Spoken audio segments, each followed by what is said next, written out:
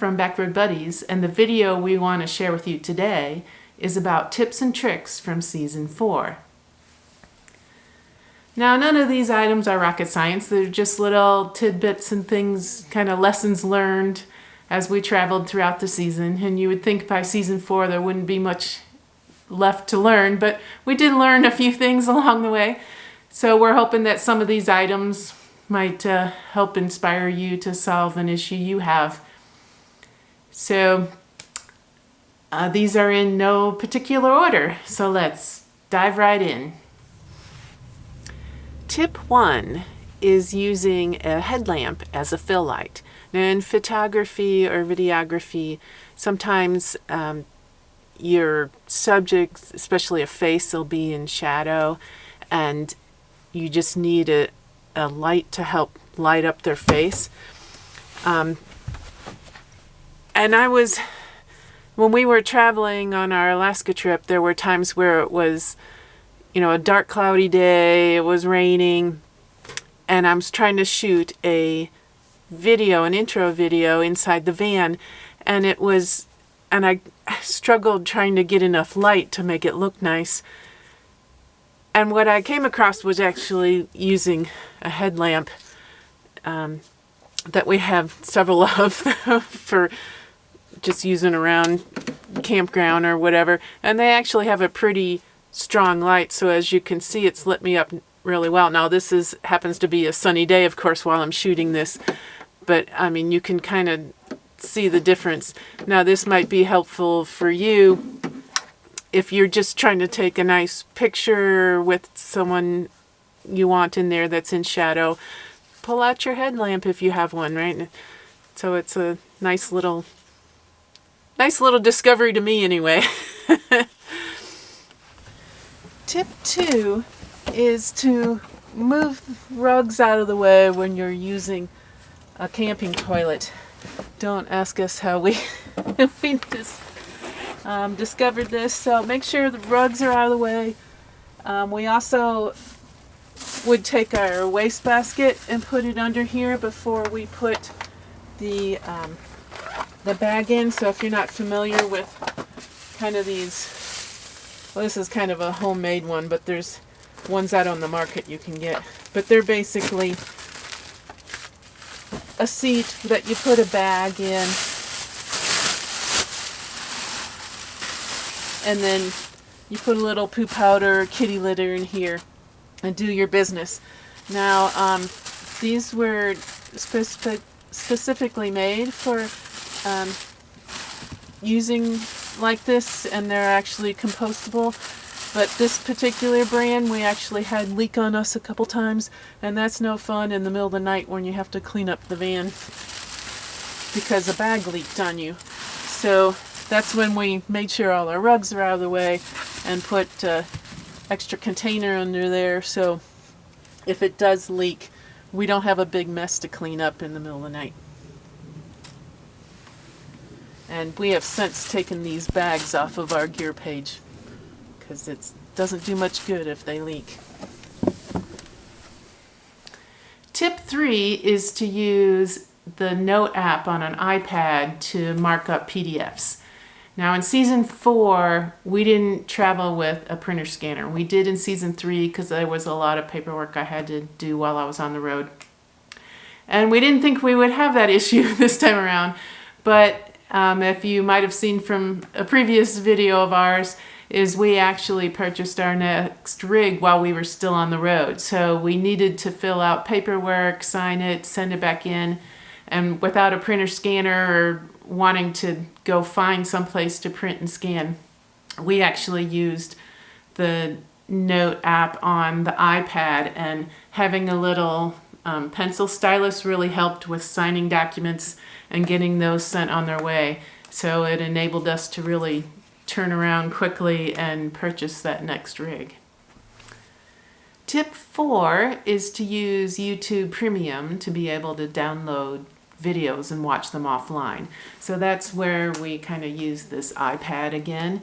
We signed up for Premium so we could download them, but we discovered that there's a little caveat to that. When you download videos from YouTube using YouTube Premium, you can only watch them on a mobile device. You cannot watch them on a laptop, which was kind of a bummer for us because our laptop screen is a larger screen and we both want to watch a video.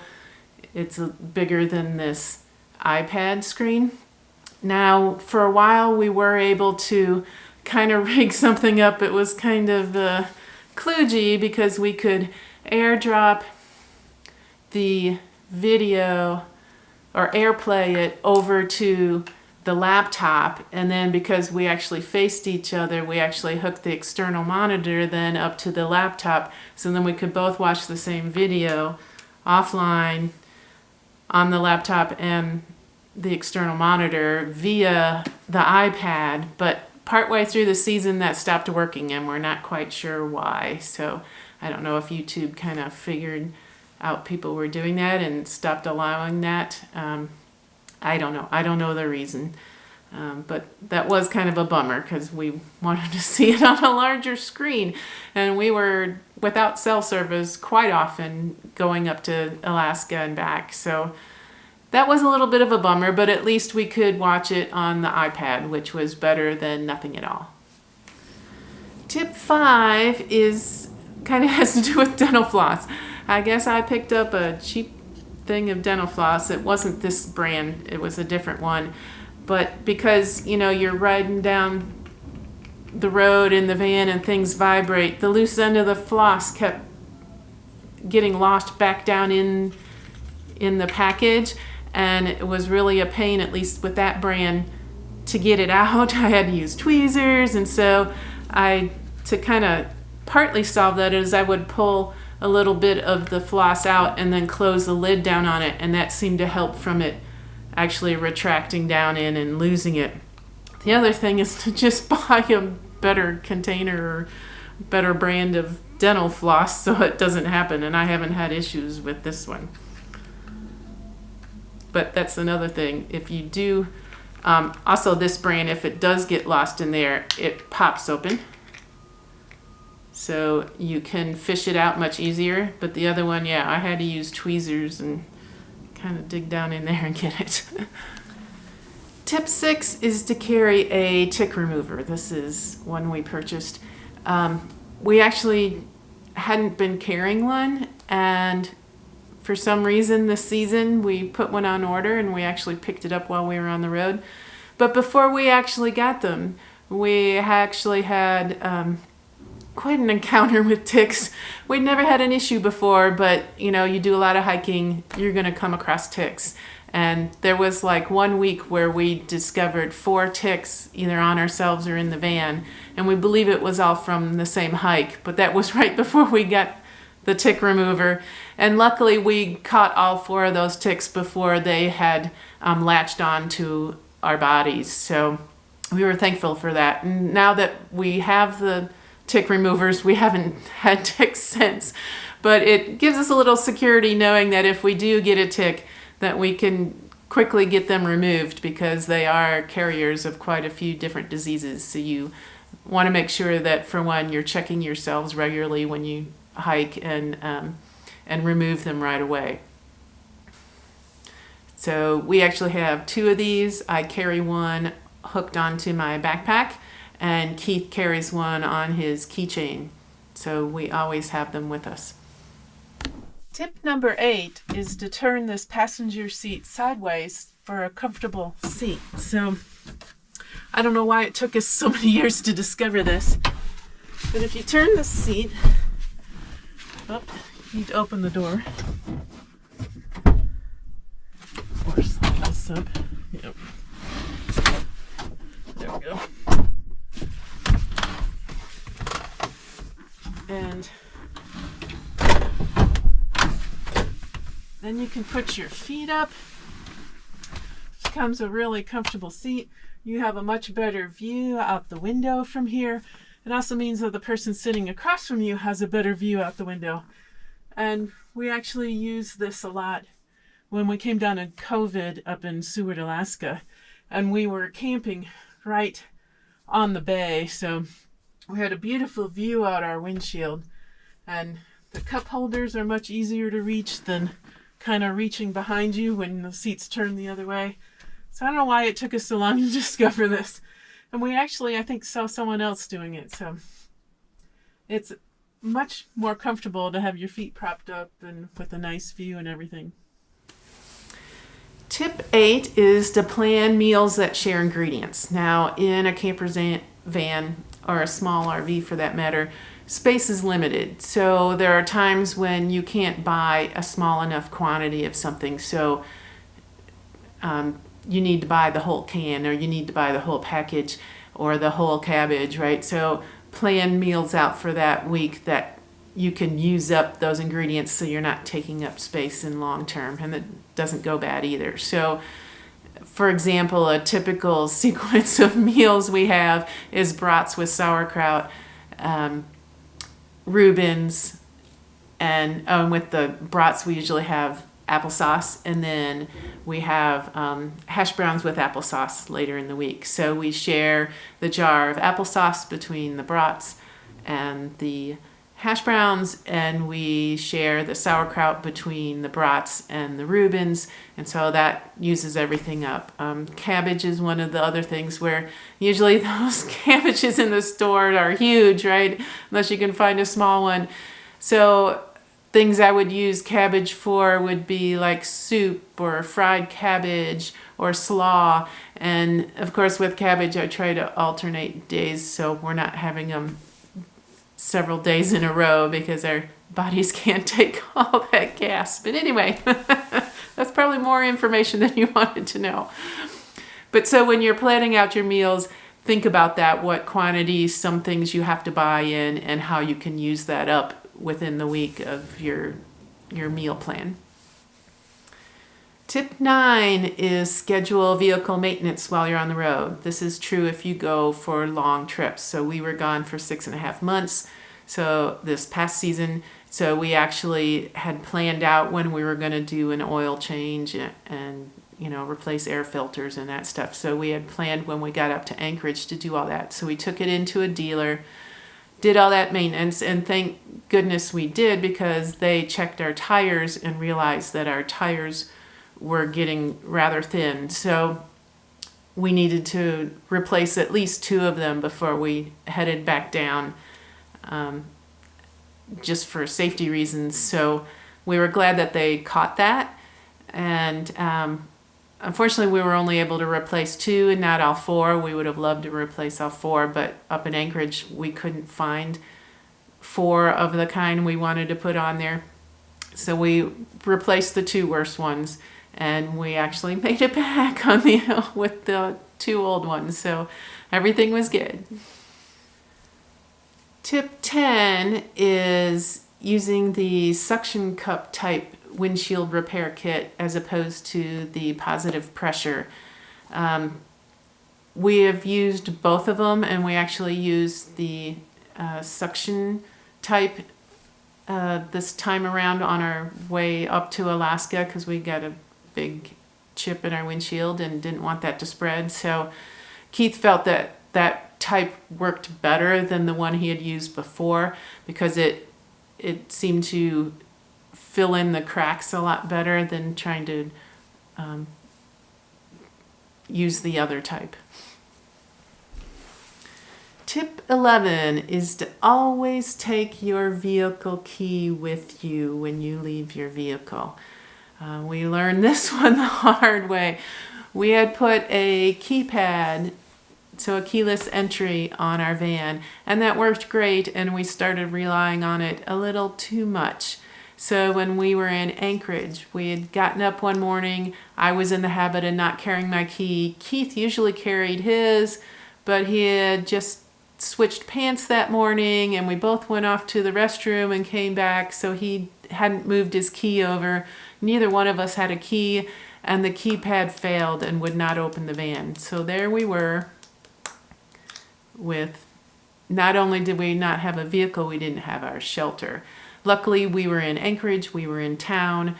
Luckily, one of us had a cell phone on us because the campground office wasn't open yet. And we're able to call a locksmith and get back into our van. However, we were lucky. If that had happened on some of the other remote areas we're in when hardly anybody else is around, there is no cell service, it could have been a pretty dangerous situation, because as I said, it's not only a matter of we're stuck, we can't go anywhere, we don't have shelter. And being stuck in a remote area with no shelter is not a good idea. So always take your key with you. Tip 12 is to make decisions with the info you have and let go of the things that are outside of your control. That's generally a philosophy we kind of try to live by. Don't worry about a problem until it occurs. But it was especially true on this Alaska trip because we knew too much information, I guess. So we were members of this Alaska, our RVing to Alaska Facebook group. So we were hearing all kinds of stories from fellow travelers, which was good. We were glad we were getting all this information. However, sometimes it was a little overwhelming and had us sometimes worrying about things that weren't really issues for us yet. We'd learn about, oh, this road's closed over here, but it's going to be several weeks before we get there. Or there's wildfire smoke in Fairbanks that's just really bad. And then,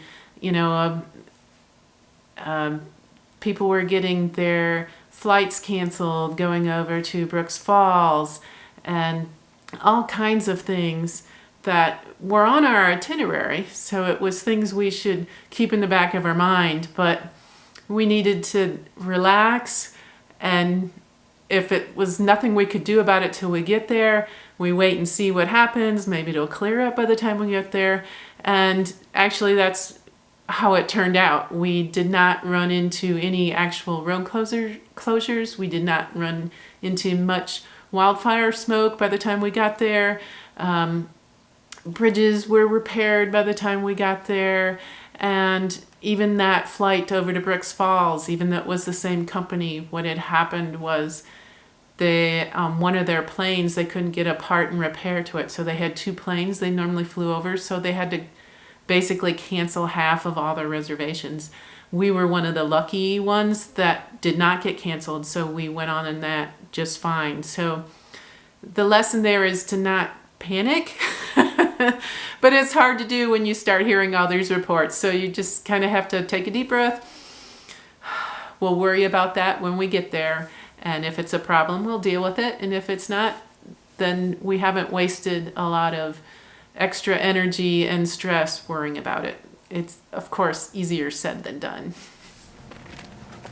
So tip 13 is to put a reminder on your steering wheel that you're plugged into shore power. Now, we don't plug in very often, and we have this nice orange twisty that we keep to hold our electrical cord together. So when we plug in at a campground, we take this twisty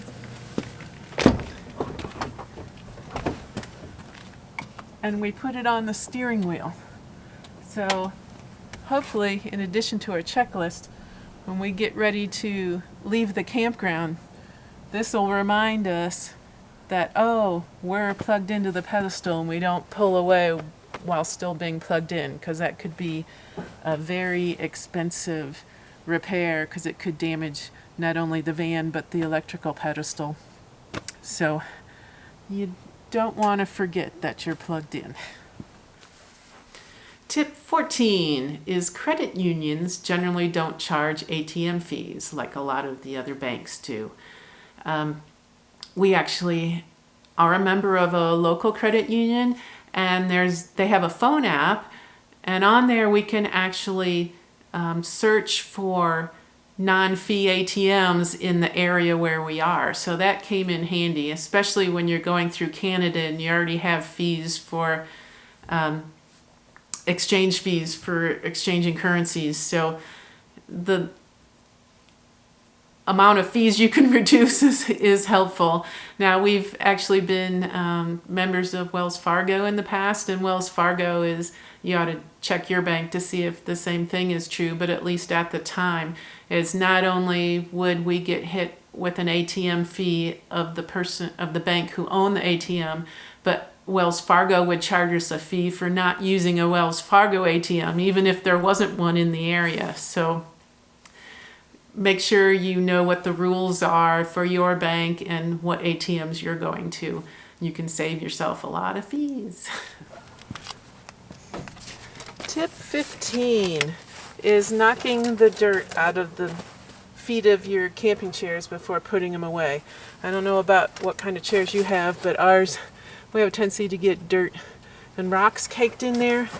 So we try to get in the habit of every time we go to put them away, we kind of bang them and knock them to get that out of there before we put them away in the van to help reduce the amount of dirt we're tracking into the van.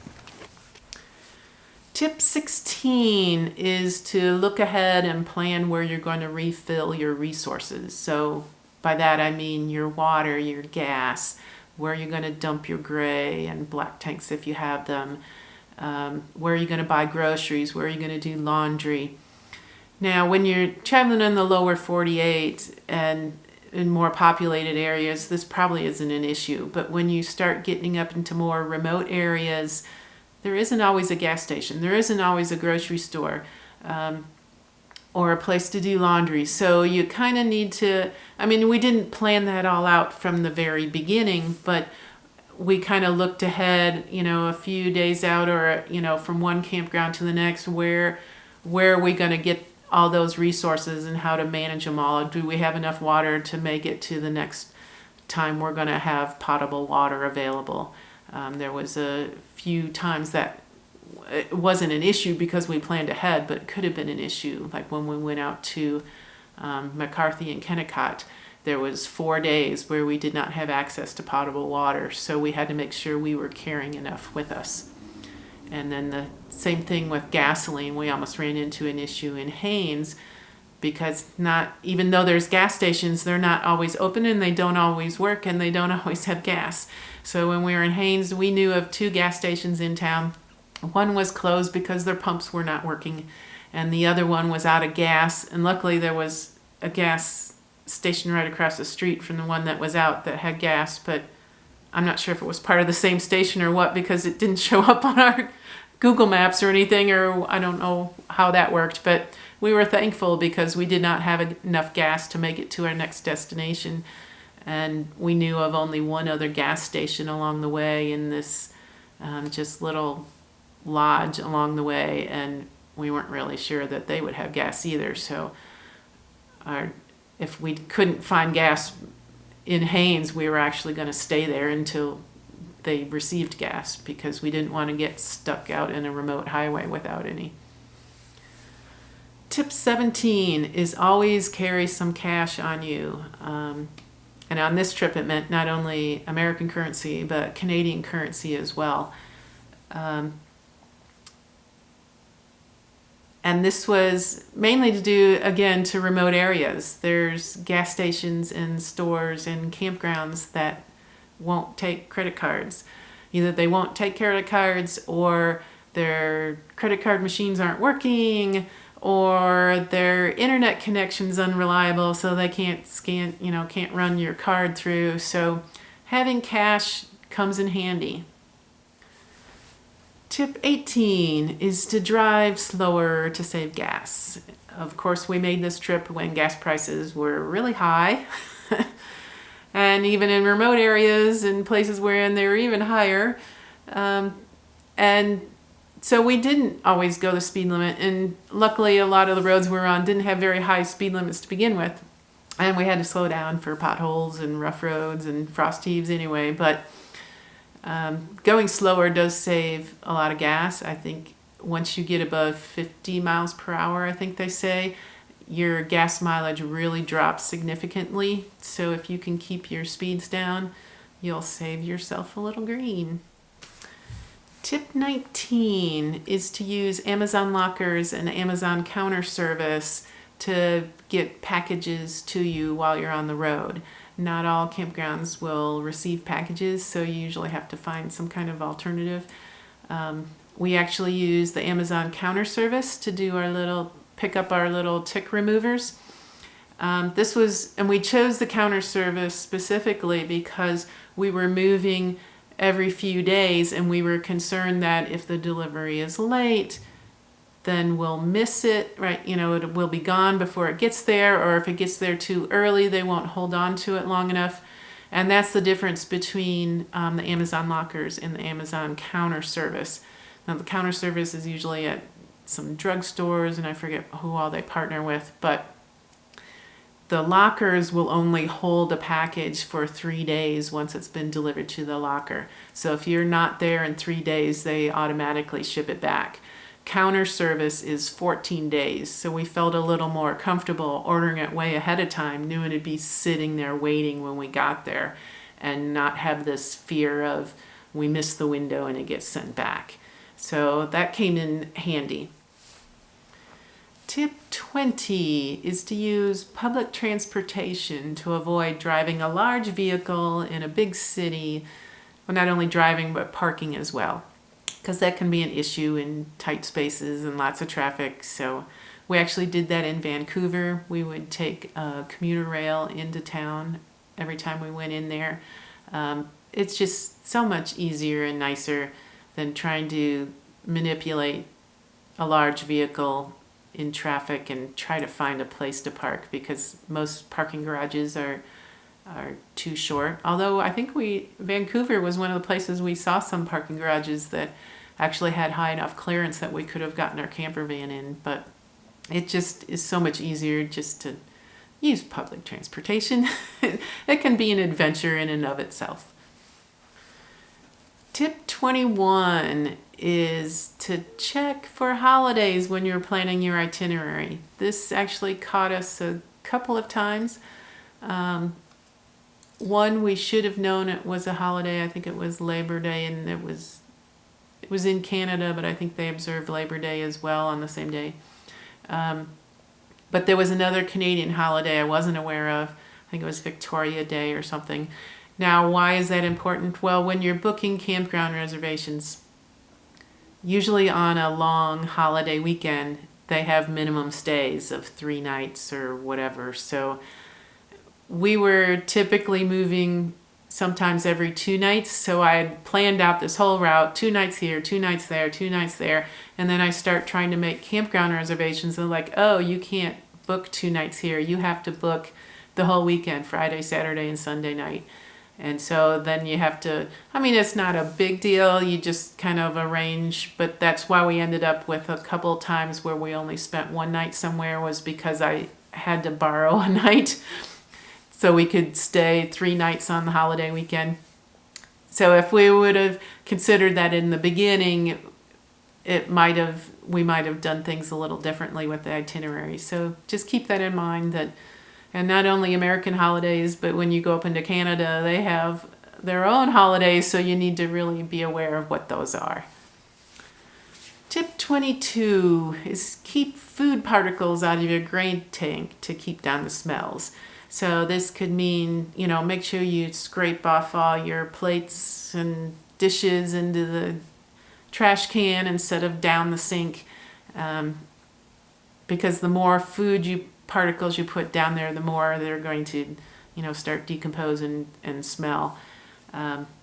You can try putting strainers over your sink drain so you don't get particles down there, and or just always lick your plates clean. Don't waste any of that. Tip 23 is leave the lens cap off your camera to keep it from fogging up. I don't know if you've ever been hiking where it's humid and cold out, and that cold air, the humid air hits your cold lens and it fogs it up, and then you can't take a picture. It's especially true because I put mine on a clip on my pack, so it's hanging right above my armpit, which probably isn't the best place to keep moisture down off the lens. But I found if I leave the lens cover off, then it doesn't trap that moisture right up against the lens, and it's less likely to fog up. So, you don't need to do that all the time, but just when that becomes an issue. But then try to remember that you have the lens cap off, because then when you're reaching to pull the lens cap off that isn't there, you're smudging up your lens. Tip 24 is to remove your tag from the camp post when you're leaving the site for the end of the time you're going to be there. This is mostly a courtesy to the next campers, especially in a place that's first come, first serve. So when other campers are driving around trying to find an open site, they don't have to go up and, most tags they usually put your departing date, but usually it's a little small, so you almost have to get out of your vehicle to look, oh, is someone really in this site or not?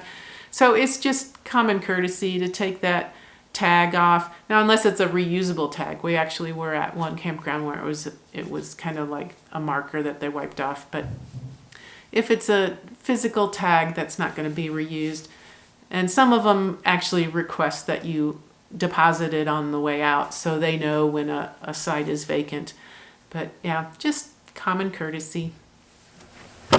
Tip 25 is using clothespins to help hold the bag in your wastebasket. Now, when we're traveling, it would be nice if you could always find the right size trash bags to go in your wastebasket. But if you can't, then you end up buying something a little smaller. As you put stuff in, the bag kind of sinks down into the basket, which can be a pain sometimes. So we just grabbed a couple little clothespins.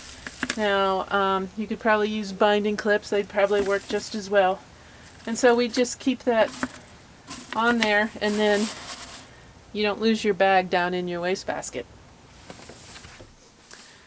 Tip 26 is always carry super glue and thread locker with you when you travel. You'll never know how useful these can be.